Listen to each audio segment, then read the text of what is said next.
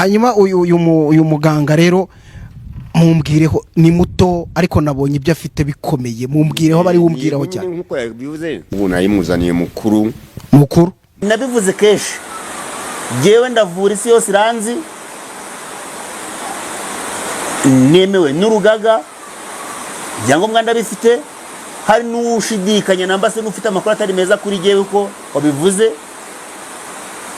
yajya kutangaza amakuru akanyomoza ibyo navuze ko atari byo.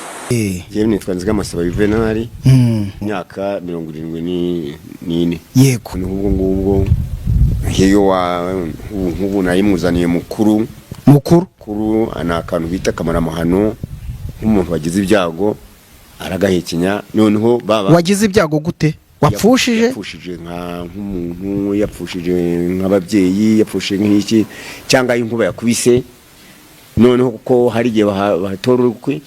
rukanduza abantu bagahumana kera baraterekeragura bizi bigatuma bakabaga inka bakabaga amahene bagahereza byabizi mu by'iwabo ari nako banatera ibyuhagiro ariko banatera ibyuhagiro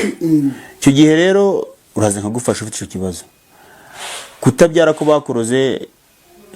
kandi tukiri hano ntekereza ko abantu bagiye bagira iyo miryango igira ibyo bintu birakoma bikabakukirana hari n'abatuye muri ako gace birabakurikirana kubera ko impamvu babakurikirana kera barabikoraga bigeze igihe babivamo abasiza bakera bari bazi ko babikoraga babishira mu bana babo batazi ibyo bari kubashiramo ibyo ari byo kugeza ubu rero niho ugera mu miryango imwe n'imwe ugasanga bari kuvuga bati iwacu baraterekeraga hari ibintu biza bikadufata kumva umuntu ngarwara igicuri kidakira kumva umuntu ngo ngahora yiyahuza inzoga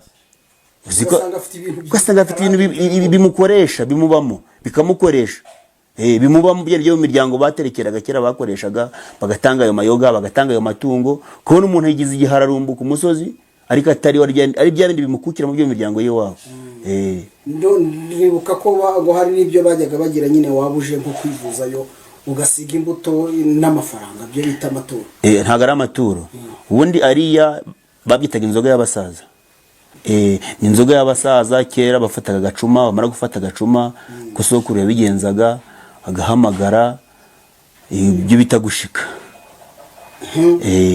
agahamagara yamara guhamagara ugasiga inzoga y'abasaza ugasiga itabu ugasiga ubuki ugasiga imbuto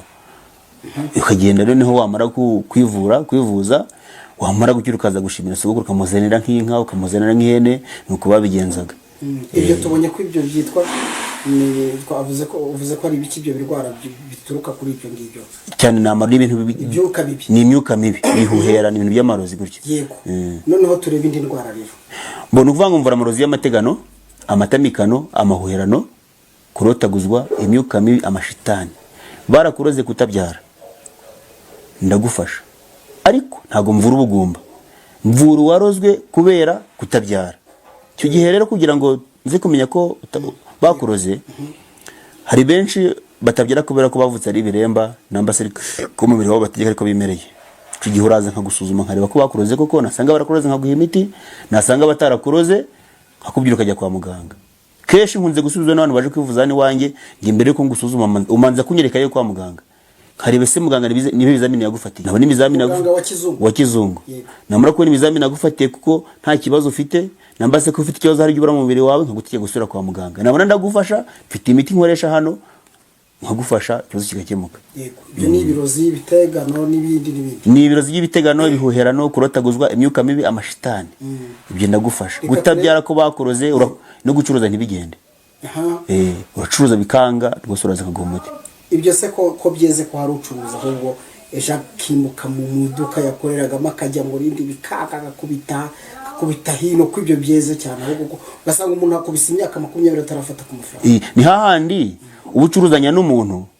wamara gucuruzanya n'umuntu ukabona umuntu ibyo biri kugenda bya biri kwanga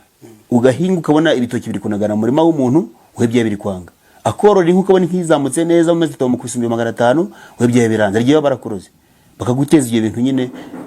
by'inyatsi noneho kakani icyo kintu ndashaka kugisobanura aho inkuba yakubise bakahatora urukwi bakarucana rugahita rwanduza abantu bari muri iyo nzu neza ako rero noneho iyo umuntu yamaze gupfusha warakaryaho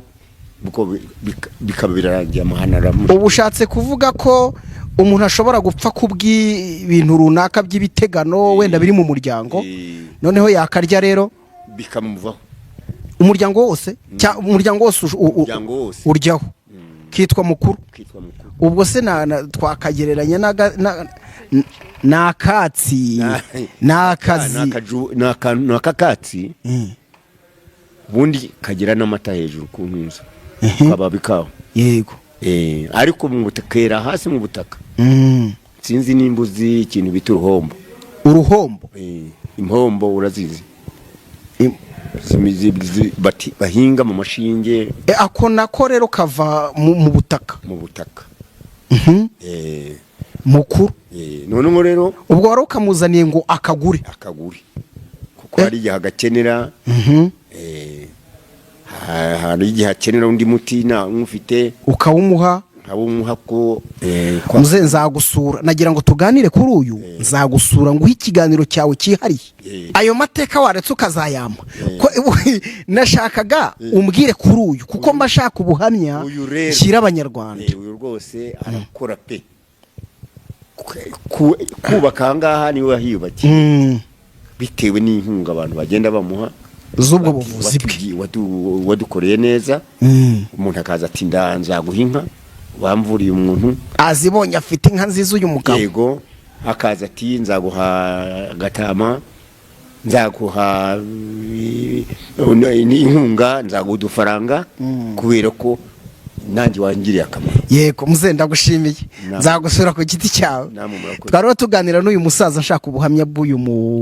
mugabo muto ariko inganzo y'umuco n'ubuvuzi ngo biva kwa sekuruza none arabikurikirana nawe yarabikurikiranye. ndagushimiye mubyeyi urakoze cyane. namwe murakoze.